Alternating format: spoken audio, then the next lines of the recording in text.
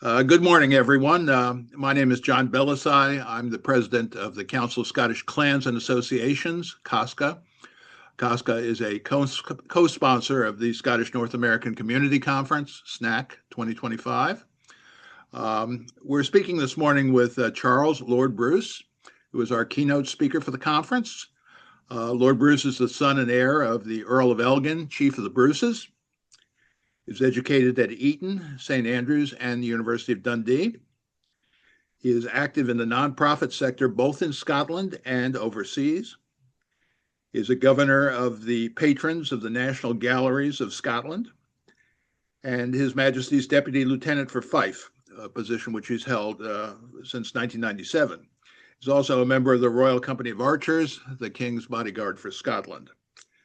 Lord Bruce is very active in Bruce Society affairs and has a special relationship with the Scottish diaspora in Canada, which I'm sure he'll refer to.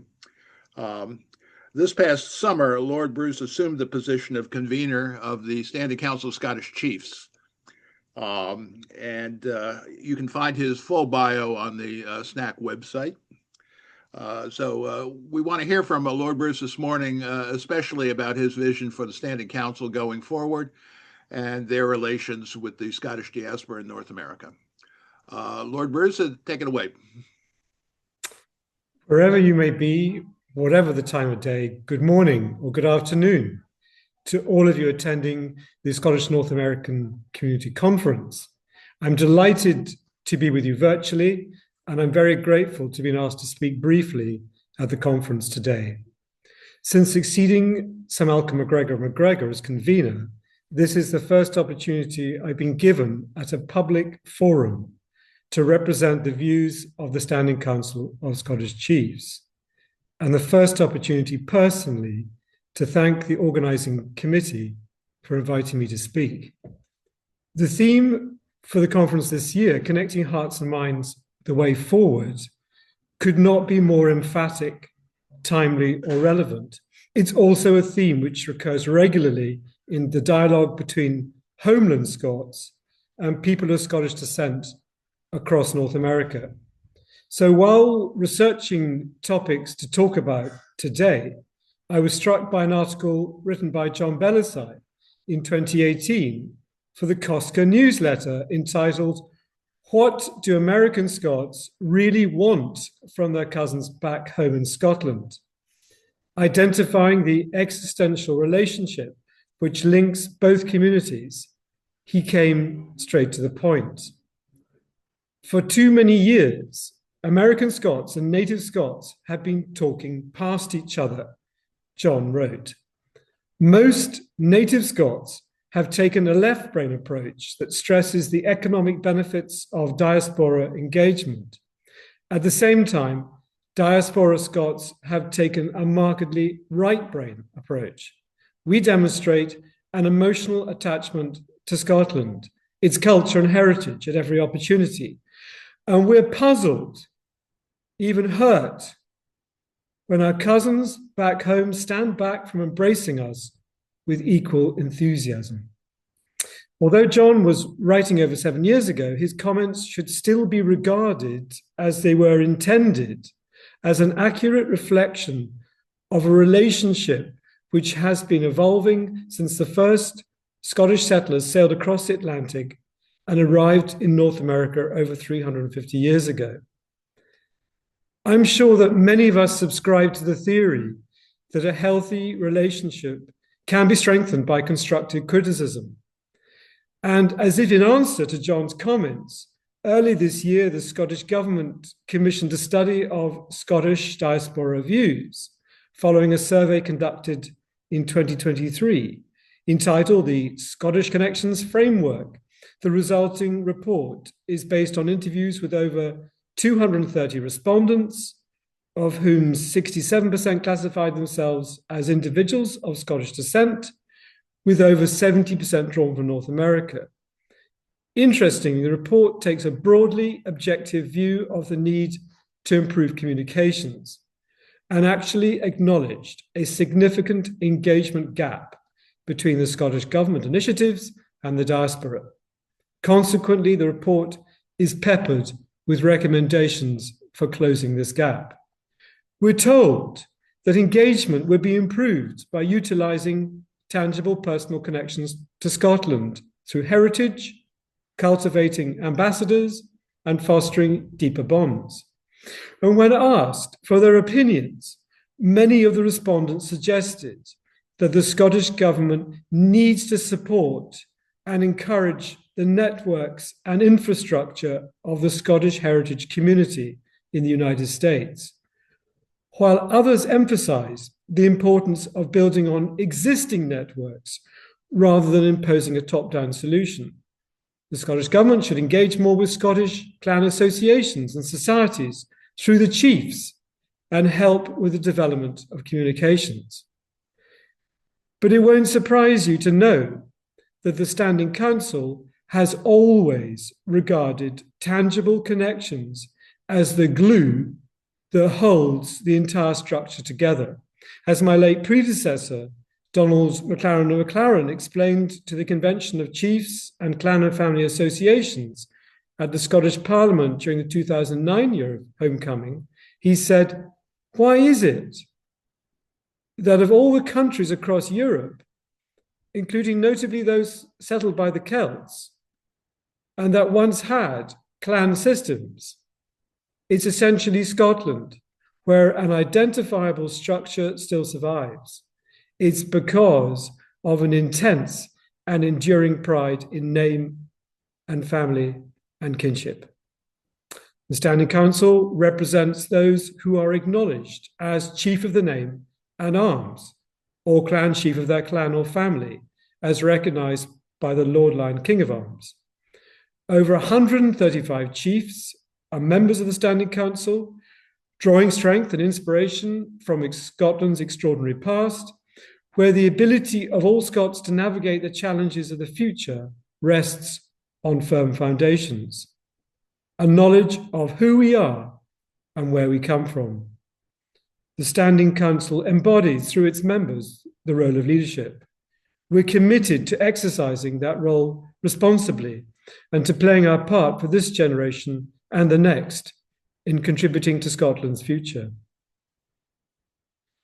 In his seminal study of the Highland clans, published nearly 60 years ago, Ciarán Moncrieff observed, while overseas, Scotsmen in general tend to join the local Caledonian society, those of Highland descent also belong to their own clan society and recollect, wherever they are, the proud traditions of Searack or Heather, peat fire or droving, feud or massacre that gave their very names to the hills and glens where their forefathers made Highland history. In this way, the clan society fulfills a social and indeed emotional function. For it transcends religion and politics, class and status, success and failure, bringing as their natural right to all clansmen everywhere, or the regal pride and historic colour that so justly surround their tartan. And it's estimated today that the number of people around the world who identify themselves as Scots or who have a Scottish heritage is in the range of 28 to 40 million. The 2020 United States Census revealed 5.3 million claiming Scottish ancestry, equivalent to 1.6% of the population. A higher proportion appeared in the 2016 Australian census, when 9% claimed ancestry, whereas the 2021 Canada census established that 4.39 million Canadians consider themselves of Scottish ethnicity, over 12% of the population. The researchers, Stuart Leith and Sim, suggest that for many people within diasporas, a sense of identity and connection with the ancestral homeland is important. Genealogical research into family histories has tended to strengthen rather than weaken such identities. And they conclude, diasporic national identities are remarkably resilient, especially among the diaspora living elsewhere. Many Scots have joined clan and family associations, expressing their identity through membership of their distinct surname groups. Research published by Tanya Bultmann reveals the existence of over 1,500 Scottish ethnic associations around the world and over 200 Scottish gatherings held annually in the United States alone. The Standing Council values its reciprocal links with the Council of Scottish Clans and Associations, with the Scots of Canada, and also with the Scottish Australian Heritage Council. Our members are regularly invited to participate wherever Scottish identity and pride in our heritage is celebrated, notably, though not only throughout North America and Australia. And on significant anniversaries in Washington and New York, we also ensure a high level of support for Tartan Day. It's important to stress that the Standing Council acknowledges and respects the immemorial persuasion of like-minded Americans to form themselves into associations, as Alex de Tocqueville concluded in his 1835 study of American democracy, where he observed that citizens of all ages, all conditions, all minds constantly unite. As soon as several inhabitants have conceived a sentiment or an idea they want to produce in the world, they seek each other out. And when they've found each other, they unite. From then on, they are no longer isolated, but a power one sees from afar, where actions serve as an example, a power that speaks and to which one listens. Furthermore, as a council of chiefs with worldwide connections through our clan and family associations, we're acutely aware that diaspora Scots have become an authoritative source of value, of identity and loyalty, as the researcher Rogers Brubaker explained, where the diaspora preserves its own versions of Scottish culture that it holds in high regard. And he adds, Scottish culture is a large, dynamic and international mansion with many houses filled by many varieties of authenticity and truth. In his response to the dissemination of Scottish cultural heritage around the world, from tartan to tartanry, Ian Maitland-Hume reminds us that it is important to distinguish between traditional and new Scottish Americans. He observes that the former have remained strongly attached to the homeland of their ancestors by having impeccable ancestry, in that they can trace their forebears to the precise glen of origin and know exactly where their families were established in North America. In contrast, the latter have developed personal interpretation of what Scottish culture means to them and depend more on affinity than ancestry. And he concludes that the new Scottish Americans choose the identity they want to adopt because they find it attractive, not because they've inherited it. Increasingly, the Standing Council feels the need to express its concern about the creeping phenomenon of false identity, and more worryingly, perhaps, the attitude of misplaced or misconceived entitlement which lies behind it. Mark Twain once suggested that, I quote, "It ain't what you don't know that gets you into trouble. It's what you know for sure that just ain't so." On several occasions during his tenure as convener, Donald McLaren of McLaren found it necessary to warn against the proliferation of confected identity, observing that sometimes confusion has arisen over the differences between clans and clan societies, especially in cases where a specific clan or family has no recognized chief. There need be no confusion, he writes. A society or association is not itself a clan. It serves as a means by which the historical clan or family can express its identity and kinship in the changed conditions of modern life, long after the original kindred have dispersed from their ancestral lands.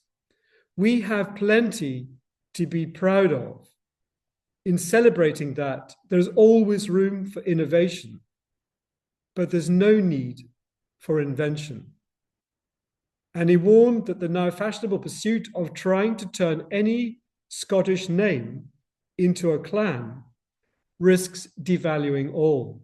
It undermines and fails to respect the distinctions that run through Scottish history, and in the end seeks to replace that history through clan creation. False history, false romance. To use the famous caveat, beware imitation.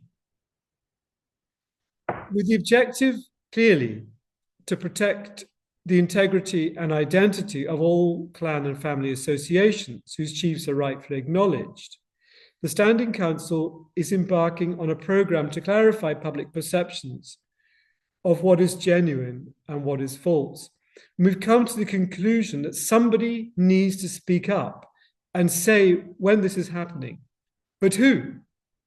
Historically and by custom and practice, the Standing Council has provided an authoritative voice on the role of Highland clans and lowland families for over 70 years. Consequently, we feel the need to step up now and show leadership where it's necessary. And that's what we're trying to do for the good of all. In conjunction with the chiefs and their clan and family associations, we're planning an integrated approach to build a recognizable brand with the aim of establishing the three feathers insignia as a mark of authenticity. And by building a brand for this purpose, the Standing Council will be able to support its members to protect their histories, their symbols, and their intellectual property. And providing a credible point of contact, this initiative will also help to promote the cultural heritage of Scotland's clans and families around the world, providing a recognizable platform and a unified presence online.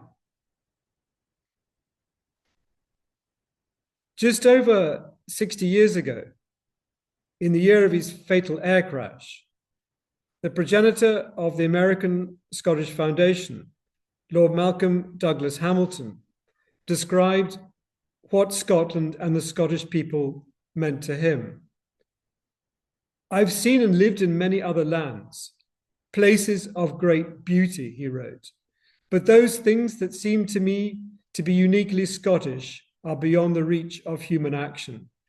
The grandeur and immutability of the land in all its seasons is indelibly written on my soul.